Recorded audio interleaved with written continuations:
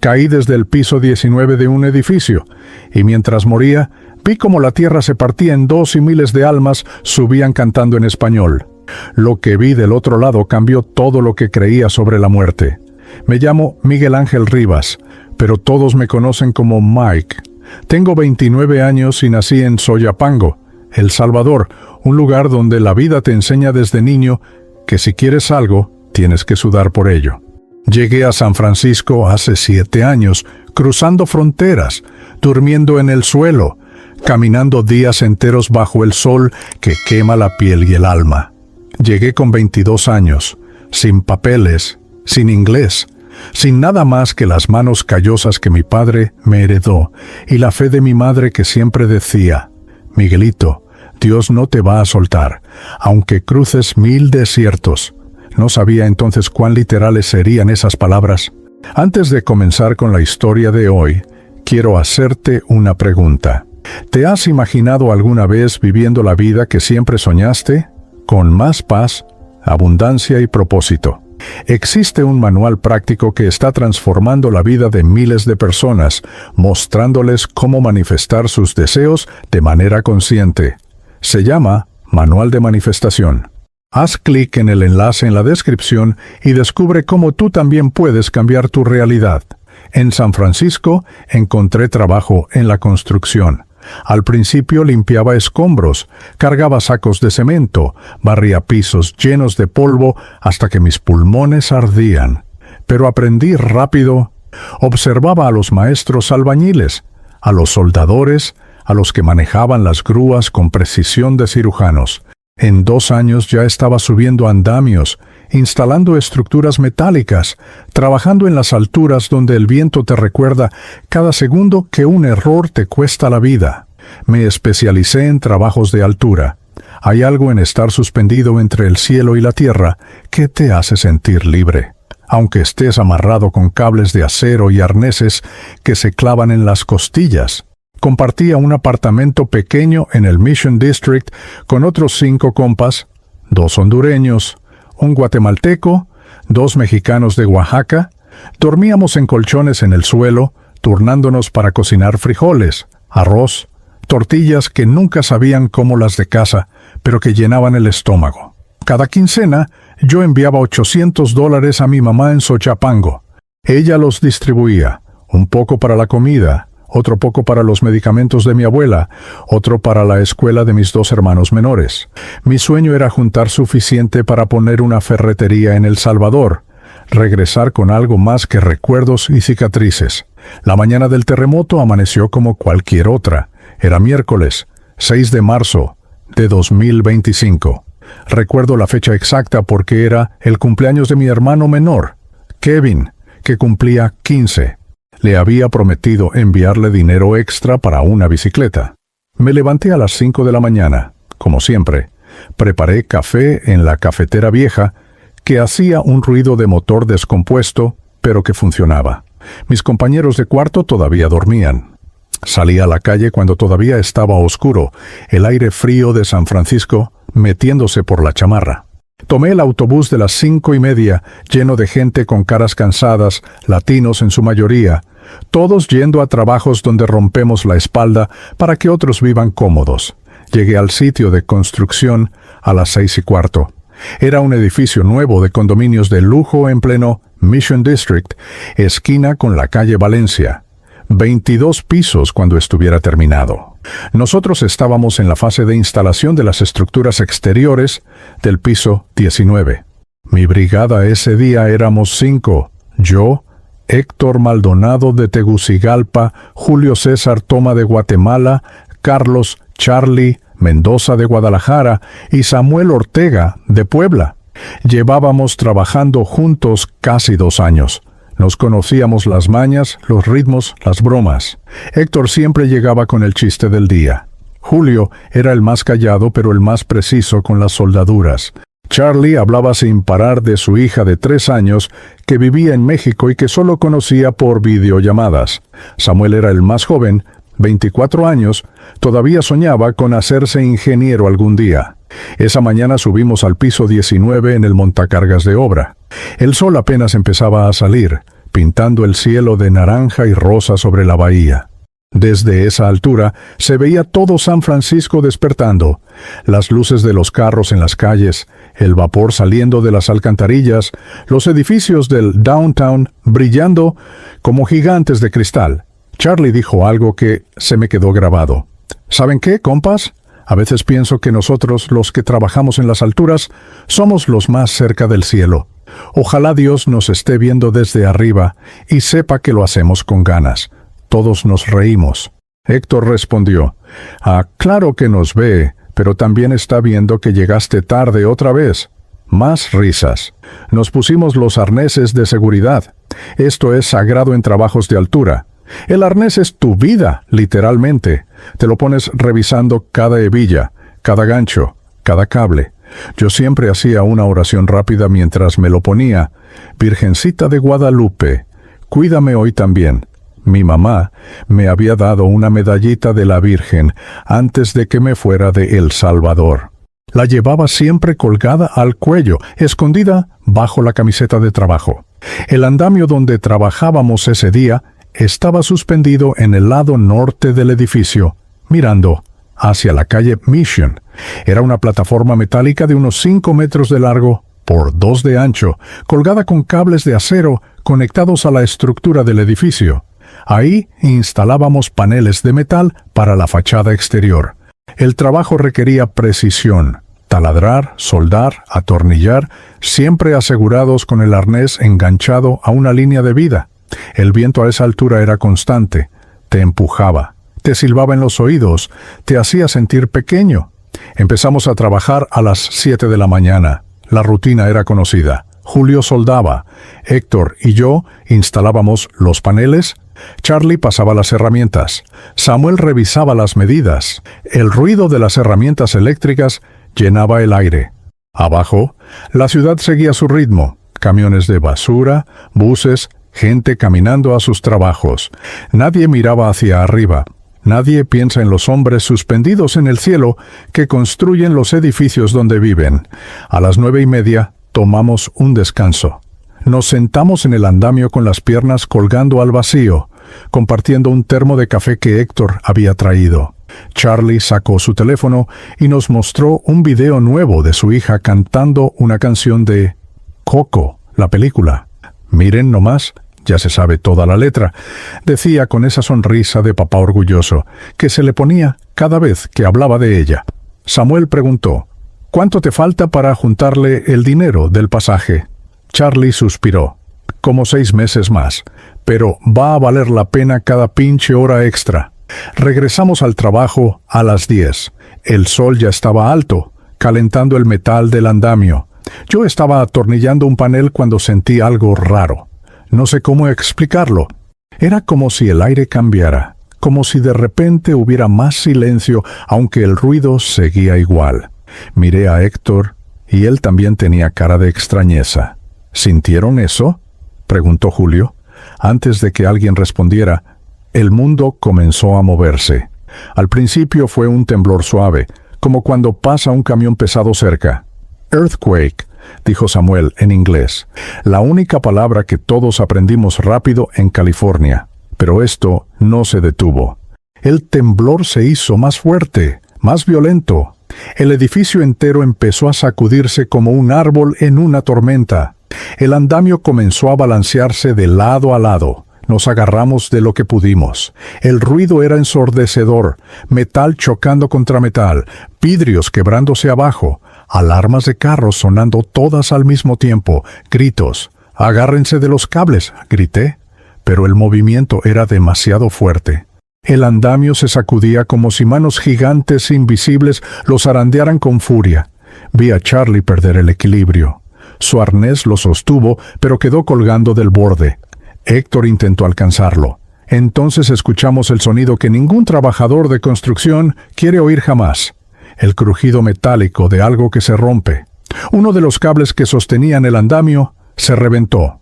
El extremo donde estábamos Julio, Samuel y yo se inclinó violentamente. Comenzamos a resbalar hacia el vacío. Mi arnés estaba enganchado a la línea de vida, pero la línea misma estaba conectada a la estructura del andamio. Todo estaba colapsando. Vi las caras de mis compañeros, el terror puro en sus ojos. Vi a Samuel alcanzar hacia mí con la mano extendida. Vi el segundo cable reventarse, y entonces caímos. El andamio entero se desprendió del edificio y comenzamos a caer desde el piso 19. El mundo se volvió un torbellino de metal, gritos, viento. Yo giraba en el aire, todavía sujeto por el arnés a los restos del andamio que caían conmigo. Mi mente no podía procesar lo que estaba pasando. Veía el cielo, luego la calle, luego el edificio, luego el cielo otra vez, todo girando sin control. Escuché mi propia voz gritando, Dios mío, ayúdame.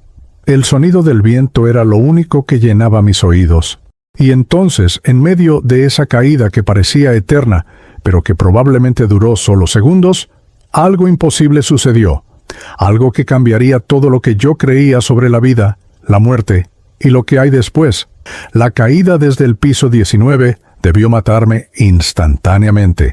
Eso es lo que dicen los doctores, los ingenieros, cualquier persona con conocimiento de física básica.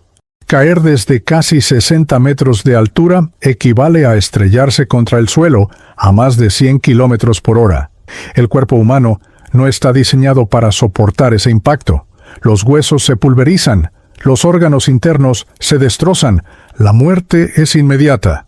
Pero lo que me pasó a mí en esos segundos de caída no tiene explicación en ningún libro de física o medicina.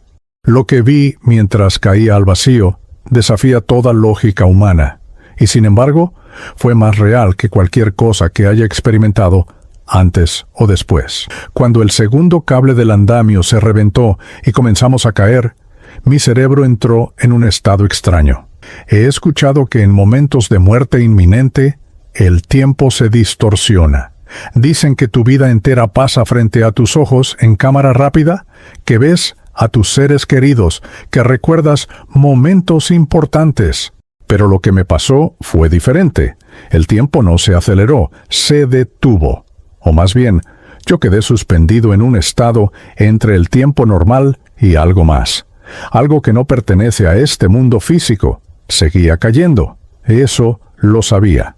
Podía sentir el viento cortando mi cara, el arnés clavándose en mis costillas, el peso de mi cuerpo en caída libre. Pero al mismo tiempo, todo a mi alrededor se movía en cámara lenta. Vi a Héctor cayendo a mi derecha, su cuerpo girando en el aire, su boca abierta en un grito que no podía escuchar. Vi a Julio con los brazos extendidos como si tratara de volar. Vi a Samuel todavía aferrado a un pedazo del andamio destrozado. Vi a Charlie separándose de nosotros, su arnés todavía enganchado a un cable que lo jalaba en otra dirección, y entonces mis ojos bajaron hacia la calle, hacia el lugar donde todos íbamos a estrellarnos en cuestión de segundos. La calle Mission District estaba en caos total. El terremoto había destruido edificios, volcado carros, abierto el pavimento. La gente corría en todas direcciones como hormigas cuando pisa su hormiguero. Vidrios rotos brillaban en el suelo como diamantes mortales. Postes de luz se habían caído atravesados en la calle. Pero nada de eso fue lo que llamó mi atención. Lo que vi me heló la sangre, y al mismo tiempo me llenó de un asombro que no tengo palabras para describir. La calle Mission District, justo en la intersección con la calle Valencia, se estaba abriendo. Y no me refiero a una simple grieta del terremoto. Me refiero a que la tierra literalmente se partía en dos, como cuando abres un libro por la mitad. El asfalto se levantaba a ambos lados, formando dos paredes enormes. El concreto se quebraba con un sonido atronador que podía escuchar incluso sobre el rugido del terremoto. La tierra debajo del asfalto se abría revelando una oscuridad profunda, un abismo que parecía no tener fondo. Pero de ese abismo no salía oscuridad. De esa grieta gigante en la tierra emergían dos cosas simultáneamente, dos cosas que no deberían existir, que no pueden existir según todo lo que nos enseñan sobre la realidad. De la grieta surgían dos escaleras, una escalera de luz pura y otra de humo negro espeso. Subían hacia el cielo en direcciones paralelas, como dos caminos opuestos saliendo del mismo origen. La escalera de luz era imposible de describir con palabras humanas. No era luz como la del sol o una lámpara. Era una luz que parecía viva, que pulsaba, que respiraba. Era dorada pero también blanca, brillante, pero no lastimaba los ojos. Cada escalón estaba hecho de esta luz sólida y la escalera subía y subía atravesando el cielo, perdiéndose en las nubes, extendiéndose hacia lo infinito. Alrededor de la escalera había como una atmósfera de paz, de calidez, de algo que mi mente solo puede describir como amor puro. La escalera de humo negro era todo lo contrario. El humo era denso, pesado, se movía como si tuviera voluntad propia. Era negro pero con vetas rojas que brillaban como brasas. No subía derecho como la escalera de luz, sino que se retorcía, se enroscaba sobre sí misma, formando escalones irregulares que parecían moverse y cambiar de forma constantemente. Del humo salía un olor que me llegaba incluso mientras caía, un olor a azufre, a carne quemada, a descomposición. Y había sonidos saliendo de esa escalera oscura, gemidos, gritos lejanos, lamentos que te taladraban el alma. Yo seguía cayendo hacia ese punto donde la tierra se había abierto. Mi mente racional trataba de encontrar una explicación. Tal vez era una alucinación. Tal vez mi cerebro, al saber que iba a morir, estaba creando estas imágenes como mecanismo de defensa. Tal vez el golpe ya había ocurrido y esto era lo que pasa cuando mueres. Tu cerebro dispara todas sus neuronas en un último estallido de actividad, creando visiones imposibles. Pero algo dentro de mí, algo más profundo que la razón, sabía que esto era real. Más real que la calle, más real que el terremoto, más real que mi propia vida. Y entonces vi a las almas, miles y miles de almas. Surgían de todas partes, no solo de la grieta en la tierra, sino de los edificios colapsados, de los carros destrozados, de lugares que yo no podía ver. Eran formas humanas pero hechas de luz tenue, translúcidas, reconocibles pero no completamente sólidas. Algunas todavía tenían la forma de la ropa que llevaban cuando murieron. Otras eran solo siluetas brillantes. Y todas, absolutamente todas, se dirigían hacia las escaleras. La mayoría subía por la escalera de luz. Flotaban hacia ella con expresiones de paz en sus rostros etéreos. Muchas llevaban las manos juntas en oración. Algunas lloraban, pero eran lágrimas de alivio, no de dolor. Y cantaban, Dios mío, ¿cómo cantaban? Era un coro de miles de voces, todas en español, cantando himnos que yo recordaba de mi infancia, en la iglesia de Soyapango. Wart, alma misionera. Iskaik, pescador de hombres. Resucitó. Las voces se mezclaban en una armonía perfecta que te llenaba el pecho de una emoción inexplicable. Reconocí rostros entre esas almas. Vi a don Ernesto, el señor salvadoreño que vendía pupusas en la esquina de la calle 16, había muerto 3 meses atrás de un infarto. Ahí estaba, subiendo por la escalera de luz con una sonrisa tranquila. Vi a la señora que limpiaba oficinas en el edificio donde yo trabajaba, una guatemalteca bajita, que siempre me saludaba en quiché. Había muerto en un accidente de bus hacía 1 año. Ahí estaba, subiendo con las manos levantadas al cielo. Vi rostros que no conocía personalmente, pero que reconocía como latinos, como mi gente, mexicanos, hondureños, nicaragüenses, colombianos, todos subiendo hacia la luz, todos cantando en nuestro idioma. Pero también vi almas dirigiéndose hacia la escalera de humo negro. Eran menos, gracias a Dios, muchas menos. Pero ahí estaban. Estas almas no flotaban pacíficamente, se arrastraban, se retorcían, trataban de resistirse, pero algo invisible las jalaba hacia el humo. Sus caras mostraban terror absoluto. Gritaban, suplicaban, extendían las manos pidiendo ayuda, pero nadie podía ayudarlas. La escalera de humo las tragaba y desaparecían en la oscuridad retorcida, y sus gritos se sumaban a los lamentos que salían de las profundidades. Yo seguía cayendo. Ya debía estar a mitad de camino hacia el suelo, tal vez a 30 metros de altura, tal vez menos. Pronto todo terminaría. Mi cuerpo se estrellaría contra el pavimento o contra los escombros y mi propia alma tendría que elegir una de esas escaleras. El terror me paralizaba. ¿Hacia dónde iría yo? Había tratado de ser buen hombre, de ayudar a mi familia, de trabajar honestamente, pero también había mentido, había robado cuando era niño, había peleado, había deseado cosas que no debía. ¿Sería suficiente lo bueno para compensar lo malo? ¿O me arrastraría también esa escalera de humo? Cerré los ojos. No podía soportar ver más. Mi mente gritaba oraciones desesperadas. Padre nuestro que estás en los cielos, santificado sea tu nombre. Venga a nosotros tu reino. Las palabras salían atropelladas, sin orden. Dios te salve María, llena eres de gracia, el Señor es contigo. Imágenes de mi madre rezando el rosario en nuestra casa de Soyapango. Virgencita de Guadalupe, Madre de los desprotegidos, ayúdame. La medallita que llevaba al cuello quemaba contra mi piel como si se hubiera vuelto metal al rojo vivo. Abrí los ojos otra vez. Ya estaba muy cerca del suelo.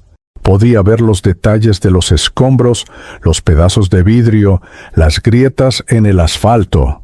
La grieta gigante donde estaban las dos escaleras se extendía justo debajo de mí. Iba a caer directamente en esa abertura entre mundos. Mi último pensamiento consciente fue: perdóname, mamá, no voy a poder cumplir mi promesa de volver a casa. Y entonces el tiempo se detuvo completamente, no en sentido figurado. Me refiero a que el mundo entero se congeló como si alguien hubiera pausado una película. Las almas que subían por las escaleras quedaron inmóviles en el aire. El humo negro dejó de retorcerse. Los escombros que caían de los edificios se quedaron suspendidos en posiciones imposibles. Incluso el sonido desapareció, reemplazado por un silencio absoluto total, que era casi ensordecedor después del caos del terremoto. Yo también me detuve. Mi cuerpo quedó suspendido a unos 10 metros del suelo, todavía en posición de caída, pero inmóvil, flotando en el aire como si una mano invisible me hubiera atrapado. El arnés ya no me apretaba. No sentía el viento, no sentía nada físico. Era como si mi cuerpo hubiera dejado de ser importante, como si fuera solo un cascarón que ya no necesitaba. Miré hacia la escalera de luz. Había alguien parado al inicio, en el primer escalón, una figura femenina envuelta en luz, pero a la vez completamente visible, completamente real. Llevaba un manto color turquesa salpicado de estrellas doradas. Su piel era morena, su rostro joven pero lleno de una sabiduría antigua. Sus manos estaban extendidas hacia las almas que subían, y de sus manos salían rayos de luz que tocaban a cada alma con ternura infinita. Era la Virgen de Guadalupe, no una estatua, no una pintura, no una visión borrosa. Era ella, la misma que se apareció en el cerro del Tepeyac, la madre de todos los latinoamericanos, la reina de América, parada ahí en el primer escalón de esa escalera entre el cielo y la tierra. Su presencia irradiaba tal amor, tal compasión, tal ternura maternal que sentí ganas de llorar como niño pequeño. Ella miraba a cada alma que subía por la escalera, y a cada una le decía las mismas palabras, palabras que escuché claramente en mi corazón, aunque sus labios no se movían. Vengan, hijitos, no teman, ya están en casa, vengan con su madre que los ha estado esperando. Su voz era como 1000 voces y una sola voz al mismo tiempo. Era música, era paz, era el abrazo que todos anhelamos recibir al final de un día difícil. Las almas que llegaban a donde ella estaba caían de rodillas. Algunas lloraban de felicidad. Otras simplemente la abrazaban, y ella los recibía a todos, sin excepción, sin juicio, con amor puro. Vi a un hombre mayor con ropa de obrero llegar sollozando. «Perdóname, madrecita, pequé mucho en mi vida». Y ella lo levantó del suelo y le dijo: «Ya está perdonado, hijo mío. Tu arrepentimiento sincero lo borró todo. Ahora ven, tu esposa te está esperando más arriba». Y efectivamente, más arriba en la escalera, había una mujer que extendía los brazos hacia él. Yo quería ir hacia ella, sentía una atracción magnética, un deseo profundo de subir esa escalera, de llegar a donde estaba la Virgen, de ser recibido en ese abrazo maternal. Empecé a moverme hacia la escalera. Mi cuerpo flotaba suavemente en esa dirección. Ya casi llegaba al primer escalón. Ya casi podía tocar la luz sólida. Pero entonces, otra presencia apareció frente a mí. Y esta presencia era aún más poderosa, más brillante, más abrumadora que todo lo anterior. La presencia que apareció frente a mí era tan intensa que no podía mirarla directamente. Era como tratar de ver el sol de mediodía sin protección, pero 1000 veces más brillante. Tuve que desviar la mirada y fue entonces cuando realmente comencé a observar con detalle lo que sucedía a mi alrededor en esa dimensión suspendida entre la vida y la muerte. Las almas seguían subiendo por la escalera de luz en un flujo constante, interminable, hermoso y desgarrador al mismo tiempo. Había miles de ellas, no, miles es poco, decenas de miles, tal vez cientos de miles. Venían de todas direcciones, no solo de San Francisco, sino de lugares que yo podía percibir, aunque no podía verlos físicamente. Sentía que venían de Los Ángeles, de San Diego, de Oakland, de San José. Venían de ciudades a lo largo de toda California y más allá. Pero también, y esto me sorprendió profundamente, venían de El Salvador, de Guatemala, de Honduras, de México, de Nicaragua. Era como si esa grieta en la tierra no fuera solo una abertura física en la calle Mission District, sino un portal que se extendía a través de todo el espacio, conectando países enteros, continentes, reuniendo a todos los que habían muerto en ese momento específico del tiempo. Me di cuenta de algo extraordinario. Todas las almas que subían eran latinoamericanas, o al menos todas las que yo podía ver y reconocer. Había rostros de todas las edades, desde ancianos encorvados hasta niños pequeños que flotaban tomados de la mano de lo que parecían ser sus madres o abuelas. Había hombres con ropa de trabajo, como la mía, mujeres con uniformes de limpieza o de cocina, jóvenes con ropa casual, gente bien vestida, gente con harapos. La muerte no discrimina por clase social, eso quedaba claro. Lo que más me impactó fue que todos cantaban. Era un coro masivo, una sinfonía de voces en español que llenaba toda esa dimensión con una belleza imposible de describir. No cantaban la misma canción al mismo tiempo, pero de alguna manera todas las canciones se mezclaban en perfecta armonía. Escuchaba De Colores, ese himno tradicional que mi abuela cantaba mientras cocinaba. Escuchaba el Cant dels Ocells, esa melodía catalana que los españoles trajeron a América. Escuchaba corridos mexicanos transformados en alabanzas, cumbias salvadoreñas con letras de gratitud a Dios, boleros guatemaltecos que hablaban del encuentro con lo divino. Muchas almas cantaban canciones que yo conocía de la iglesia. Resucitó, resucitó, aleluya.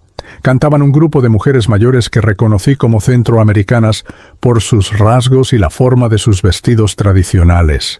Pescador de hombres, tú necesitas mis manos, cantaba un hombre con overol de mecánico, lágrimas de felicidad corriendo por su rostro translúcido. Alma misionera, alma en pena y sin paz, entonaban varios jóvenes que parecían haber muerto juntos, tal vez en el mismo accidente. Pero no solo eran canciones religiosas formales.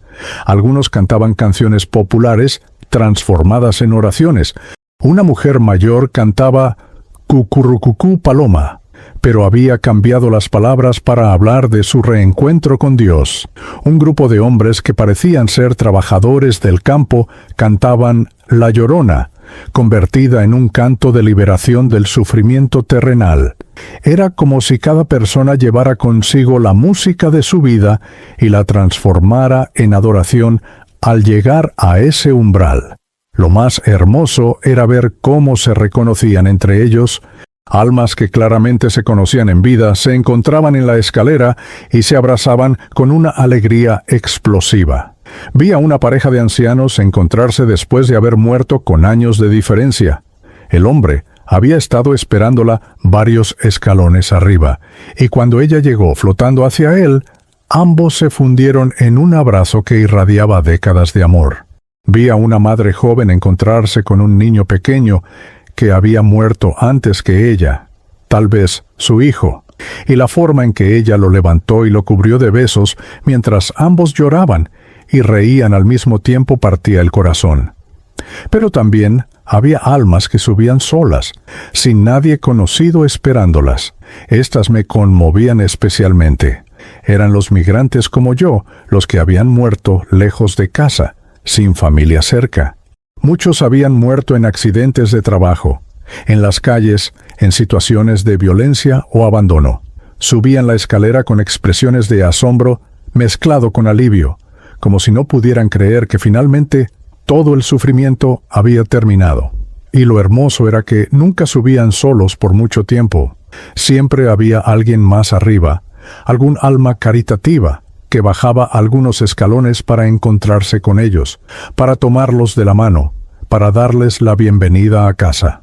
Vi a un hombre que claramente había sido homeless en vida, con ropa raída y el rostro curtido por años de vivir en la calle. Subía despacio, como si no se sintiera digno de estar ahí, pero entonces un alma brillante bajó corriendo la escalera hacia él, un hombre de mediana edad con ropa de oficina.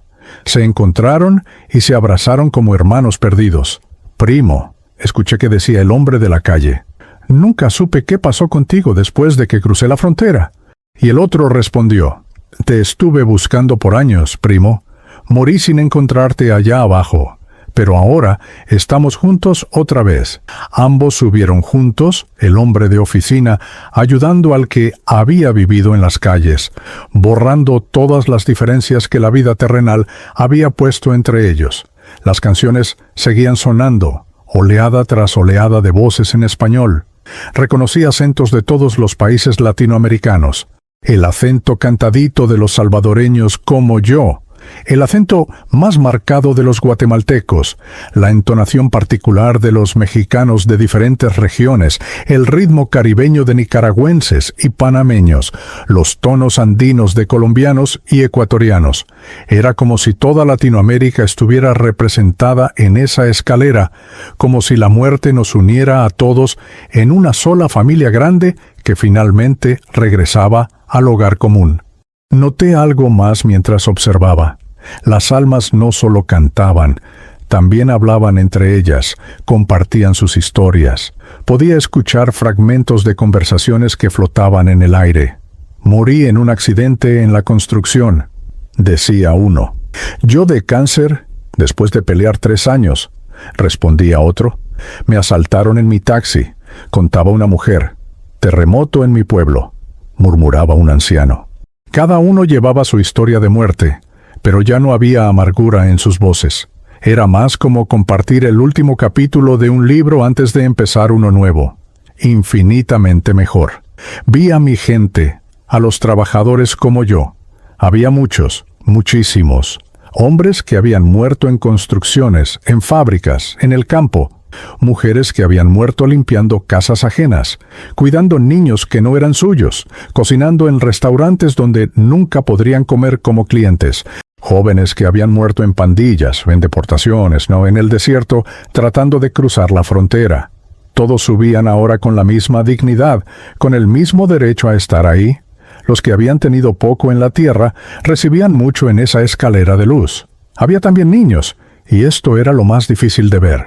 Niños pequeños que habían muerto de enfermedades, de accidentes, de violencia. Pero estos niños no estaban asustados. Flotaban hacia la escalera riendo, jugando entre ellos, como si esto fuera la aventura más grande de sus vidas. Muchos eran recibidos por familiares que habían muerto antes, abuelas que los levantaban en brazos, tíos que los cargaban en los hombros, hermanos mayores que los tomaban de la mano. Los niños que llegaban solos eran inmediatamente rodeados por otras almas que los acogían como propios. Nadie, absolutamente nadie, quedaba abandonado. La Virgen de Guadalupe seguía en el primer escalón recibiendo a todos. Su presencia era el punto focal de toda esa procesión. Cada alma que pasaba junto a ella recibía una bendición particular. Vi cómo tocaba la frente de algunos y les quitaba algo oscuro que llevaban. Tal vez culpa o vergüenza o dolor. Vi cómo abrazaba a otros por largo rato, especialmente a los que habían sufrido mucho. Vi cómo besaba las manos de las madres que habían perdido hijos, como si les agradeciera por su sacrificio. Vi cómo levantaba del suelo a los que llegaban arrastrándose, convencidos de que no merecían estar ahí. Y sus palabras se repetían constantemente. «Vengan, hijitos, no teman, ya están en casa». Las decía en español perfecto, con un acento que era todos los acentos y ninguno en particular, un español universal que todos entendíamos. A veces añadía algo personal para cada alma.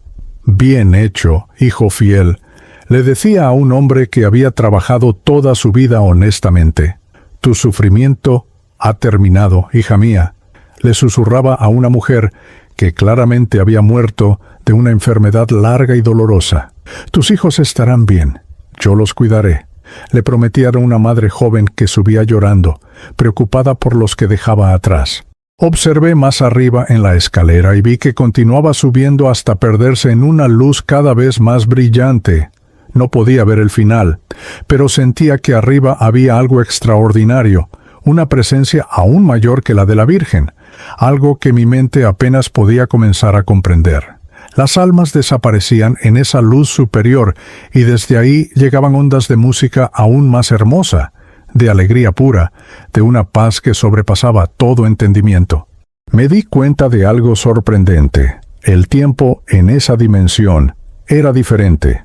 Aunque parecía que había estado observando por horas, tal vez días, mi cuerpo todavía estaba suspendido en el aire, exactamente en la misma posición. En el mundo real, probablemente solo habían pasado fracciones de segundo, pero en esta dimensión espiritual, el tiempo se extendía como un elástico, permitiéndome ver y comprender cosas que serían imposibles de captar en el tiempo normal. También noté que no todas las almas subían a la misma velocidad. Algunas prácticamente volaban hacia arriba, impulsadas por una fuerza interior de fe y amor. Otras subían más despacio, como si estuvieran aprendiendo a caminar en ese nuevo estado. Algunas se detenían en ciertos escalones, como si necesitaran procesar algo antes de continuar, pero todas, eventualmente, seguían subiendo. La escalera de luz era un camino de un solo sentido, hacia arriba, siempre hacia arriba. Y las canciones nunca cesaban. Era como si la música fuera el lenguaje natural de esa dimensión, como si las almas finalmente pudieran expresar lo que nunca pudieron expresar en la tierra con simples palabras. Cantaban su gratitud, su asombro, su liberación del dolor, su alegría de finalmente estar completos. Cantaban en el idioma que compartíamos, el español que nos unía como pueblo, el idioma de nuestras madres y abuelas, el idioma de nuestras oraciones infantiles. Yo quería unirme a ese coro, quería subir esa escalera, quería llegar a donde estaba la Virgen y escuchar sus palabras de consuelo. Quería seguir subiendo hasta encontrarme con mi abuela, que había muerto cuando yo tenía 12 años, con mi tío que se ahogó en el río, con todos los que habían partido antes que yo.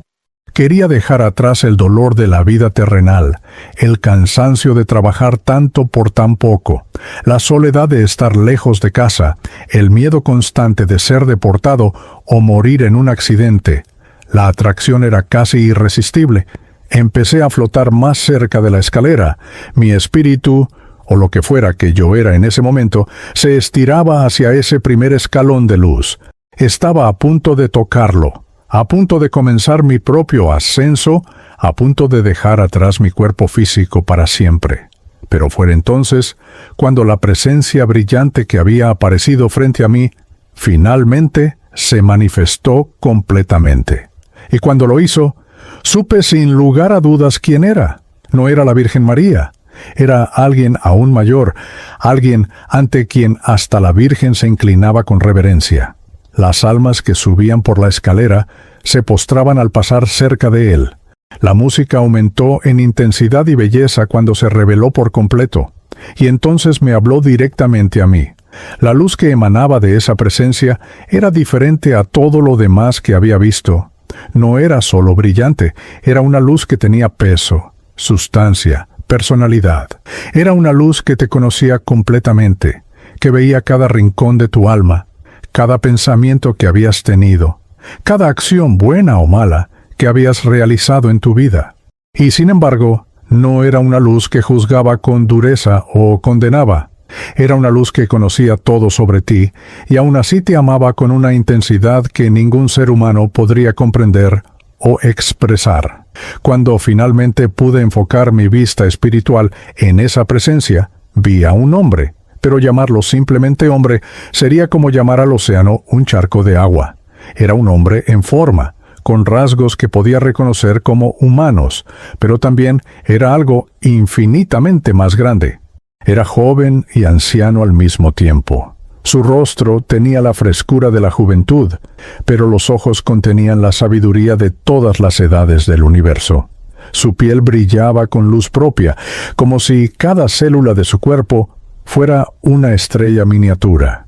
Llevaba una túnica blanca más brillante que cualquier blanco que exista en la tierra, y tenía heridas en sus manos, en sus pies, en su costado. Pero estas heridas no sangraban con sangre común. De ellas emanaba luz líquida, dorada y roja al mismo tiempo, que goteaba en gotas que se convertían en estrellas antes de desaparecer. Las heridas brillaban con una intensidad especial, como si fueran medallas de honor, cicatrices sagradas que él llevaba con orgullo. Era Jesucristo, el Hijo de Dios, el Salvador, el que mi madre me había enseñado a amar desde que era niño, el que colgaba en un crucifijo en la pared de nuestra casa en Soyapango. Pero no era como en las pinturas o las estatuas. No era el Cristo europeo de piel pálida y ojos azules que veía en tantas iglesias. Este Cristo tenía rasgos que yo reconocía: piel morena como la mía, pelo oscuro y rizado, una nariz que podría haber sido de cualquier hombre del Medio Oriente o incluso de Latinoamérica. Era un Cristo que se parecía a mi pueblo, un Cristo que podría haber caminado por las calles de Soyapango sin que nadie lo viera como extranjero. Sus ojos eran lo más impactante. Eran profundos como pozos sin fondo, oscuros pero llenos de luz al mismo tiempo. Cuando me miraba, sentía que veía no solo mi presente, sino todo mi pasado y todo mi futuro. Veía al niño que fui jugando en las calles polvorientas de El Salvador. Veía al adolescente que robó comida del mercado porque mi familia tenía hambre. Veía al joven que cruzó la frontera con miedo y esperanza. Veía al hombre que trabajaba en las alturas, soñando con un futuro mejor. Veía cada pecado, cada falla, cada momento de debilidad. Pero también veía cada acto de bondad, cada sacrificio por mi familia, cada vez que ayudé a alguien sin esperar nada a cambio. Y en esos ojos no vi condenación, vi comprensión total. Vi un amor tan profundo que me hizo llorar, aunque no estoy seguro de si en esa forma espiritual podía realmente llorar. Era el amor que siempre había buscado sin saberlo. El amor que llena todos los vacíos, que sana todas las heridas, que perdona todo lo imperdonable.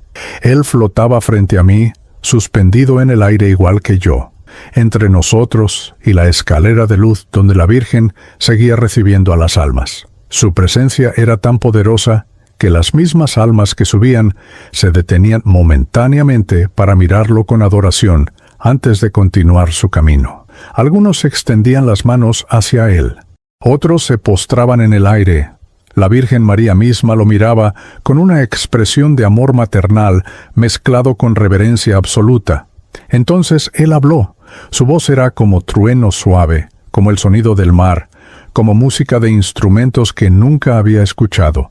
Hablaba en español, mi idioma, pero era un español perfecto, más hermoso que el de cualquier poeta.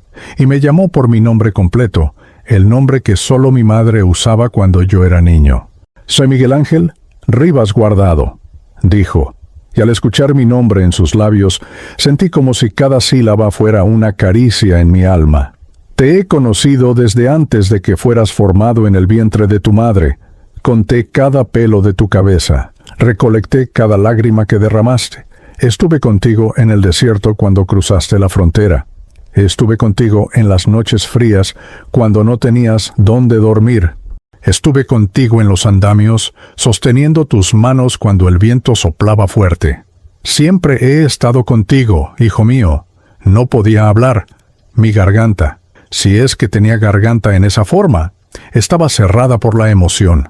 Las lágrimas, si es que eran lágrimas, corrían por mi rostro. Todo lo que había vivido, todo el dolor, todo el sacrificio, todo el miedo, él lo había visto. Él había estado ahí. Nunca había estado solo, aunque tantas veces me sentí abandonado. Y el Señor, finalmente logré decir, mi voz sonando extraña en mis propios oídos: no soy digno, he pecado mucho, he mentido, he robado, he tenido pensamientos impuros, he faltado a misa, he usado tu nombre en vano cuando estaba enojado. No merezco estar aquí, no merezco que me hables. Él sonrió, y esa sonrisa era como el amanecer después de la noche más larga. Miguel Ángel, si solo los que merecen pudieran venir a mí, mi casa estaría vacía. Vine precisamente por los que no merecen, por los perdidos, por los quebrantados, por los que cargan pesadas cruces. Vine por ti. Extendió sus manos hacia mí, esas manos heridas que brillaban con luz. Ven, déjame mostrarte algo. Y aunque no me tocó físicamente, sentí como si esas manos me levantaran y me llevaran más cerca de la escalera de luz. Desde esa nueva posición, podía ver mejor todo lo que sucedía. Mira a tu gente, dijo Jesús. Mira a los que suben. ¿Ves a los trabajadores como tú? ¿Ves a las madres que limpiaron casas ajenas? ¿Ves a los niños que murieron demasiado pronto? Cada uno de ellos es precioso para mí. Cada uno tiene un lugar preparado en la casa de mi Padre. Los últimos en la tierra son los primeros aquí. Los que fueron despreciados allá abajo son honrados aquí arriba. Selig. Vi entonces con más claridad.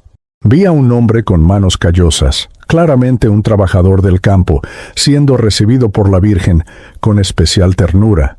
Vi a una mujer anciana, probablemente una empleada doméstica toda su vida, subiendo la escalera mientras ángeles, que yo no había notado antes, le ponían una corona de flores en la cabeza.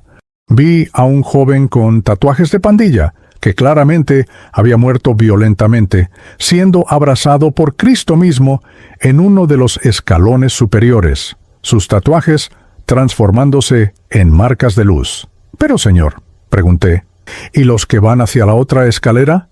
¿Los que bajan hacia el humo negro?» No quería mirar hacia esa dirección, pero sabía que todavía estaba ahí, esa escalera oscura que se retorcía hacia abajo. El rostro de Jesús se entristeció. Fue el único momento en que vi dolor en sus ojos. Esos son los que eligieron.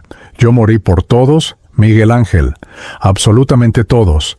Mi sangre fue suficiente para lavar los pecados del mundo entero, pero algunos, incluso en el último momento, incluso cuando ven la verdad, eligen la oscuridad porque se han enamorado de ella. Eligen el orgullo sobre la humildad, el odio sobre el amor, el egoísmo sobre el sacrificio.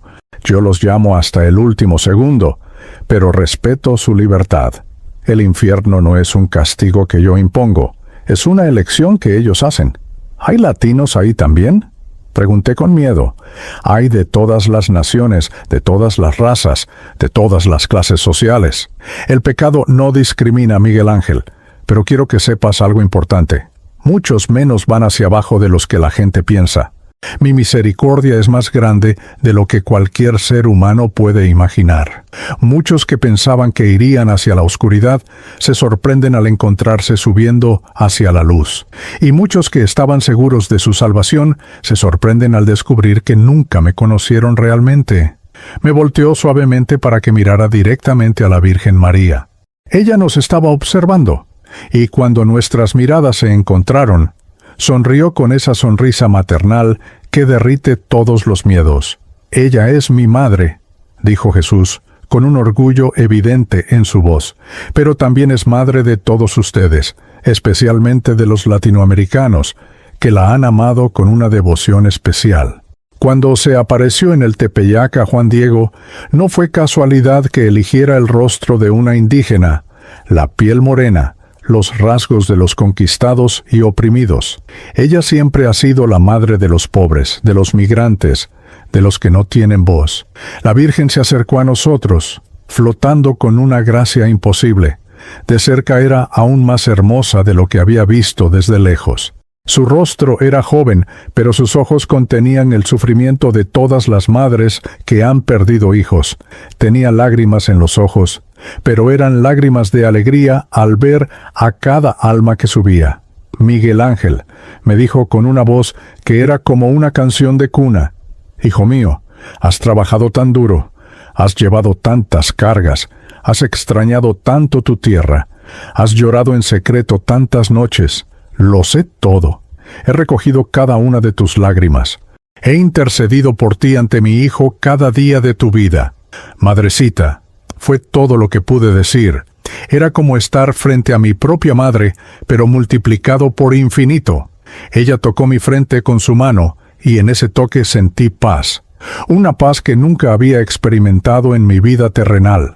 Toda la ansiedad, todo el miedo, toda la culpa, todo el dolor se evaporó como rocío bajo el sol de la mañana. «Quiero subir», le dije. «Quiero quedarme aquí con ustedes. No quiero volver allá abajo. Allá abajo solo hay dolor y trabajo duro y soledad. Aquí hay paz. Aquí está mi gente. Aquí están ustedes». Jesús me puso la mano en el hombro. El toque de sus dedos heridos era como electricidad suave que recorría todo mi ser. «Lo sé, Miguel Ángel. Y créeme cuando te digo que tu tiempo de venir aquí llegará pronto. Pero todavía no. Todavía no». «¿Por qué no?», pregunté, y mi voz sonó como la de un niño pequeño que suplica quedarse despierto un poco más. «Porque tienes una misión», respondió él. Su voz se volvió más seria, más formal, como si estuviera pronunciando un decreto oficial. «Miguel Ángel Rivas Guardado, yo te envío de regreso al mundo. Vas a testificar de lo que has visto aquí. Vas a contarles a los que trabajan en las alturas, a los que arriesgan sus vidas cada día por un salario que apenas alcanza, a los migrantes que cruzan fronteras, a los pobres y marginados de América, que la puerta entre los mundos ya está abierta». «No entiendo, Señor», dije confundido. «El tiempo se acerca», explicó Jesús. «El tiempo en que todas las cosas ocultas serán reveladas. El velo entre el cielo y la tierra se está haciendo más delgado. Más personas como tú verán lo que tú has visto. Más personas experimentarán encuentros con lo divino. Es importante que hablen, que testifiquen, que preparen a otros para lo que viene». «Pero nadie me va a creer», protesté. «Van a pensar que estoy loco. Van a decir que fue una alucinación por el golpe, que mi cerebro inventó todo esto». «Algunos no creerán», admitió la Virgen, «pero otros sí. Y esos que crean serán fortalecidos en su fe. Serán preparados. Cuando llegue su hora de cruzar este umbral, no tendrán miedo, porque tú les contaste que hay algo hermoso esperándolos del otro lado. Diles esto especialmente», añadió Jesús, su voz tomando un tono de urgencia. «Diles que nadie muere solo, nunca, incluso el que muere abandonado en una calle, incluso el que muere en el desierto tratando de cruzar la frontera, incluso el que muere en un accidente sin nadie cerca, no está solo. Yo estoy ahí, mi madre está ahí, los ángeles están ahí, y del otro lado hay una multitud esperando para dar la bienvenida. Nadie, absolutamente nadie, cruza solo hacia la eternidad». Sentí entonces que algo comenzaba a jalarme hacia abajo. Mi tiempo en esa dimensión se estaba acabando. Mi cuerpo físico, todavía suspendido en el aire abajo, me llamaba de regreso. «Todavía no quiero irme», supliqué. Jesús me miró con esos ojos infinitos. «Lo sé, pero tu madre en la tierra todavía te necesita. Tus hermanos te necesitan. Y hay muchas almas que necesitan escuchar tu testimonio antes de que puedan creer. Ve, Miguel Ángel, cumple tu misión, y cuando la hayas completado, cuando sea tu tiempo verdadero, yo mismo bajaré a recibirte. Te lo prometo». La Virgen me besó la frente. «Vuelve, hijo, pero lleva esto contigo». Y puso algo en mi pecho, algo que no podía ver, pero que podía sentir. Era como un fuego suave que ardía sin quemar. «Es mi amor maternal», explicó. Mome, para que nunca te sientas solo otra vez. La escalera de luz comenzó a alejarse, o yo comencé a alejarme de ella. El mundo empezó a moverse otra vez. El tiempo se reanudó, y yo caía de nuevo, pero ahora en dirección contraria, siendo jalado hacia arriba en lugar de hacia abajo, hacia mi cuerpo que colgaba del arnés en los restos del andamio. Lo último que vi antes de que todo se volviera negro fue a Jesús levantando su mano en bendición y a la Virgen de Guadalupe despidiéndose con una sonrisa que prometía que nos volveríamos a encontrar. El dolor llegó primero, un dolor agudo, punzante, que atravesaba todo mi cuerpo, como 1000 cuchillos clavándose al mismo tiempo. Después vino el aire, entrando violentamente a mis pulmones como si alguien me hubiera empujado la cabeza bajo el agua y finalmente me dejara salir a respirar. Mis ojos se abrieron de golpe, pero todo estaba borroso, nublado, como si estuviera viendo a través de un vidrio empañado. Tardé varios segundos en darme cuenta de dónde estaba y qué había pasado. Colgaba del arnés de seguridad a unos 5 metros del suelo, balanceándome suavemente. El arnés se había clavado en mis costillas y mi entrepierna con una fuerza brutal, cortando la circulación de mis piernas. Mis brazos colgaban sin fuerza a los lados, la cabeza me daba vueltas y tenía un zumbido constante en los oídos que ahogaba casi todos los demás sonidos. Podía sentir sangre corriendo por mi frente, entrando en mi ojo derecho y nublando mi visión. El sabor metálico de la sangre llenaba mi boca. Traté de mover la cabeza y un dolor explosivo me atravesó el cuello. Logré girarla apenas unos centímetros hacia la derecha, y lo que vi me heló la sangre. A unos metros de mí, también colgando pero completamente inmóvil, estaba Héctor. Su cuerpo se balanceaba ligeramente con el viento, pero sus ojos estaban abiertos y vacíos, mirando hacia la nada. Tenía el cuello torcido en un ángulo que ningún cuello debería poder hacer. Estaba muerto.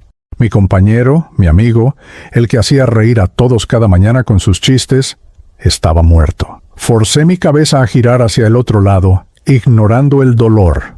Allí, en el suelo entre los escombros, vi los cuerpos de los demás. Julio yacía boca abajo sobre un montón de concreto roto, un charco de sangre expandiéndose debajo de él.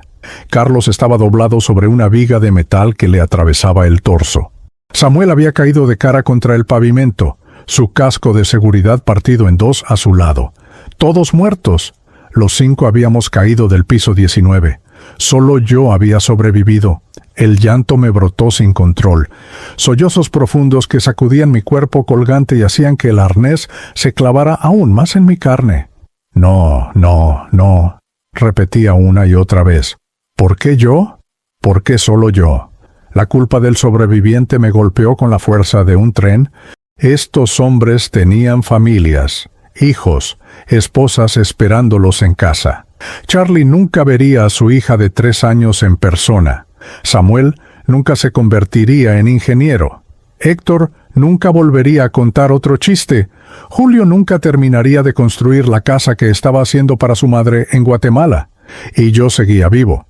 Escuché voces abajo, gritos, gente corriendo. El terremoto había terminado, pero la ciudad estaba en caos total. Sirenas de ambulancias y camiones de bomberos llenaban el aire. Podía oler humo, probablemente de edificios en llamas en alguna parte. Polvo de concreto flotaba en el aire como niebla, haciéndome toser y enviando oleadas de dolor por mis costillas magulladas. «Hay alguien vivo allá arriba». Escuché que gritaba a alguien en inglés. «Todavía está moviéndose». Más voces. Más gritos. El sonido de escaleras siendo colocadas, de equipo siendo movido. Los bomberos habían llegado, pero estaban ocupados con múltiples emergencias. Pasarían horas antes de que pudieran rescatarme. Colgué ahí, entrando y saliendo de la conciencia, mientras el sol se movía lentamente por el cielo. Cada vez que abría los ojos, veía a mis compañeros muertos y las lágrimas volvían a brotar. Pero también recordaba lo que había visto. La escalera de luz, las miles de almas subiendo, la Virgen de Guadalupe con los brazos abiertos, Jesucristo con sus heridas brillantes. Sus palabras resonaban en mi mente. «Vas a testificar de lo que has visto aquí». «¿Cómo? ¿Cómo iba a testificar de algo que sonaba completamente imposible? ¿Quién me creería? Yo mismo, colgando ahí en medio del dolor y el shock, comenzaba a dudar si realmente había pasado o si había sido una alucinación de mi cerebro muriendo por falta de oxígeno. Pero entonces sentía ese fuego suave en mi pecho. Ese regalo que la Virgen había puesto ahí era real, más real que el dolor en mis costillas, más real que la sangre en mi cara. Finalmente, después de lo que parecieron años, pero que probablemente fueron 3 o 4 horas, los bomberos llegaron a mí. Subieron en una grúa con una plataforma y me cortaron del arnés con mucho cuidado. Me bajaron en una camilla y me pusieron un collarín en el cuello. Todo el descenso hasta el suelo lo pasé entrando y saliendo de la conciencia. Recuerdo fragmentos. El rostro preocupado de un paramédico latino que me hablaba en español. «Aguanta, compa, ya casi llegamos al hospital». La vista del cielo azul de California mientras me metían en la ambulancia. El sonido de las sirenas. Desperté en el hospital 2 días después. Tenía una conmoción cerebral, 3 costillas rotas, el hombro izquierdo dislocado, cortes y moretones por todo el cuerpo. Pero nada de eso era fatal. Los doctores decían que era un milagro. Uno de ellos, un doctor asiático con acento fuerte, me dijo: «No entiendo cómo sobreviviste. Matemáticamente, estadísticamente, es imposible. El arnés no debió sostenerte. Debiste haber muerto con los demás. Pero aquí estás». Los primeros días en el hospital fueron una nebulosa de dolor, medicamentos y pesadillas. Cada vez que cerraba los ojos veía a mis compañeros cayendo. Veía el momento del impacto. Escuchaba sus gritos. Me despertaba sudando, llorando, gritando. Las enfermeras venían corriendo y me daban más medicamentos para calmarme, pero cuando finalmente lograba dormir profundamente, soñaba con la escalera de luz. Soñaba con las almas subiendo cantando. Soñaba con la Virgen y con Jesús. Y me despertaba con ese fuego suave en el pecho, recordándome que tenía una misión. La noticia del accidente salió en todos los periódicos locales. 5 trabajadores muertos en colapso de andamio durante terremoto. Trabajador milagrosamente sobrevive caída desde piso 19. Comunidad latina de luto por muertes en construcción. Los reporteros querían entrevistarme, pero los doctores no los dejaban entrar. Mi mamá logró comunicarse conmigo por teléfono desde El Salvador. Lloró tanto que apenas podía hablar. Gracias a Dios, gracias a la Virgencita, mi hijo está vivo. Repetía una y otra vez. Fue a mi mamá a quien primero le conté lo que había visto. Una semana después del accidente, cuando ya podía hablar sin que me doliera tanto, la llamé y le conté todo.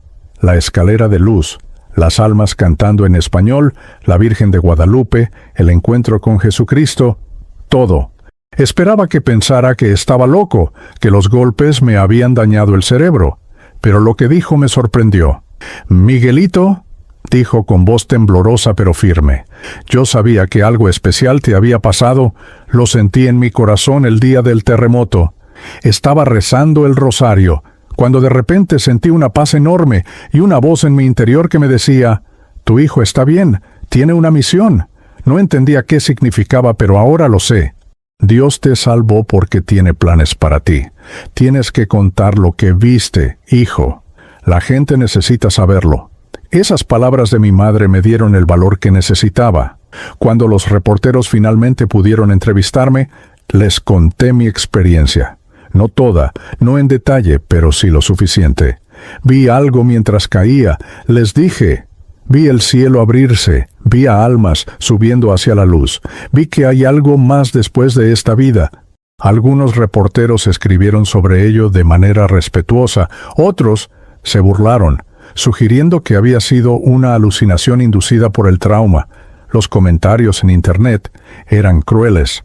«Este tipo está loco. Quiere llamar la atención. Pobrecito. Los golpes le dañaron el cerebro». Pero también hubo otros comentarios de personas que decían que mi historia les había dado esperanza. personas que habían perdido a seres queridos y encontraban consuelo en saber que tal vez sus familiares habían sido recibidos por la Virgen en esa escalera de luz. Trabajadores de construcción que decían que ahora subían a los andamios con menos miedo, porque sabían que si algo pasaba, no estarían solos del otro lado. 3 semanas después del accidente, me dieron de alta del hospital. No tenía trabajo, obviamente. La compañía de construcción me ofreció un acuerdo de compensación a cambio de que no los demandara. Era suficiente dinero para vivir varios meses sin trabajar. Usé ese tiempo para recuperarme físicamente y para procesar todo lo que había vivido. Asistí a los funerales de mis 4 compañeros. Fueron los días más difíciles de mi vida. Ver a la esposa de Carlos llorando sobre el ataúd, escuchar a la mamá de Samuel gritar que su hijo no podía estar muerto, ver a la hija pequeña de Charlie preguntando por qué su papá no despertaba. El dolor era insoportable, pero en cada funeral, cuando estaba parado frente al ataúd cerrado, me acordaba de lo que había visto. Recordaba que sus almas no estaban en esos cajones. Recordaba que los había visto subiendo por la escalera de luz, cantando, siendo recibidos por la Virgen, y aunque el dolor no desaparecía, había un consuelo en esa certeza. En el funeral de Héctor, me acerqué a su viuda y le tomé las manos. «Necesito decirte algo», le dije. «Sé que suena loco, pero vi a Héctor después de que cayó. Vi su alma. Estaba en paz. Estaba subiendo hacia la luz. ¿No sufrió? Quiero que sepas eso». Ella me miró con ojos llenos de lágrimas y luego me abrazó fuerte. «Gracias», susurró. Necesitaba escuchar eso. Un mes después del accidente, decidí regresar a El Salvador por un tiempo. Necesitaba ver a mi familia, necesitaba pisar mi tierra, necesitaba procesar todo en un lugar donde pudiera respirar. Mi mamá me recibió en el aeropuerto de San Salvador con los brazos abiertos. Lloró al verme cojear, al ver las cicatrices en mi cara, al notar cómo me agarraba las costillas cuando tosía. Pero también vio algo diferente en mis ojos. «Te cambiaron, hijo», me dijo. «Tus ojos se ven distintos, como si hubieras visto cosas que el resto de nosotros no podemos ver». Pasé 2 meses en El Salvador. Durante ese tiempo, comencé a contar mi historia en las iglesias pequeñas de Soyapango y los pueblos cercanos. Al principio era difícil. Me temblaba la voz, me trababa con las palabras, lloraba a mitad del relato, pero con cada vez que lo contaba se hacía más fácil. Y la gente escuchaba. Las iglesias se llenaban de trabajadores, de madres que habían perdido hijos, de ancianos que tenían miedo de morir, de jóvenes que querían saber si había algo más allá de esta vida difícil. Les contaba sobre la escalera de luz. Les contaba sobre las almas cantando en español, nuestro idioma, el idioma de nuestras madres y abuelas. Les contaba sobre la Virgen de Guadalupe recibiendo a cada alma con amor maternal. Les contaba sobre Jesucristo con sus heridas brillantes y su mensaje de que nadie muere solo. Y veía cómo las caras de la gente se transformaban, veían esperanza donde antes solo había miedo, veían propósito donde antes solo había resignación. Un anciano se me acercó después de una de esas charlas. Tenía cáncer terminal y los doctores le habían dado solo semanas de vida. Tenía tanto miedo de morir, me dijo con lágrimas corriendo por sus mejillas arrugadas. Pero ahora ya no tengo miedo. Ahora sé que mi esposa, que murió hace 10 años, me está esperando allá arriba. Gracias, muchacho. Me has dado el regalo más grande. Me has quitado el miedo a la muerte. Regresé a San Francisco 3 meses después del accidente. Volví porque sabía que mi misión estaba allá, con mi gente latina que trabajaba en las construcciones, que arriesgaba sus vidas cada día en los andamios y las alturas. Conseguí trabajo otra vez, no en construcción de altura, sino en trabajos de suelo, más seguros, pero usaba mis pausas de almuerzo para hablar con otros trabajadores. Me paraba en las obras durante el lunch break y les contaba mi historia. Muchos no me creían, se reían, me llamaban loco. Decían que me había pegado muy duro en la cabeza, pero otros escuchaban con atención. especialmente los más viejos, los que habían visto suficiente muerte y sufrimiento en sus vidas como para saber que hay cosas que la ciencia no puede explicar. Y lentamente, palabra por palabra, historia por historia, comencé a cumplir la misión que Jesucristo me había dado. Ahora, un año después del accidente, sigo contando mi historia. He hablado en más de 50 iglesias en California, Nevada y Arizona. He compartido mi testimonio con miles de trabajadores latinos. He consolado a familias que han perdido a sus seres queridos en accidentes de trabajo. Y cada vez que cuento lo que vi, siento ese fuego suave en mi pecho, ese regalo de la Virgen, recordándome que estoy haciendo lo que se supone que debo hacer. Todavía tengo pesadillas. Todavía lloro cuando pienso en mis 4 compañeros que murieron ese día. Todavía cargo la culpa del sobreviviente que probablemente nunca desaparecerá completamente. Pero también tengo una certeza que nadie me puede quitar. Sé lo que hay del otro lado. Sé que la muerte no es el final. Sé que hay una escalera de luz esperando. Sé que la Virgen de Guadalupe está ahí con los brazos abiertos. Sé que Jesucristo cumple sus promesas. Y sé que cuando finalmente llegue mi hora verdadera de morir, cuando complete la misión que me fue dada, Él estará ahí esperándome, como me lo prometió, y esta vez podré quedarme. Esta vez podré subir esa escalera hasta el final. Esta vez podré reunirme con Héctor, Julio, Carlos y Samuel, y les diré que cumplí mi promesa de contar al mundo lo que vi. Hasta entonces, sigo trabajando, sigo viviendo, sigo testificando, porque esa es mi misión. Y es la razón por la que sobreviví cuando todos los demás murieron. La puerta entre 2 mundos está abierta, y yo la vi, y ahora ustedes también lo saben.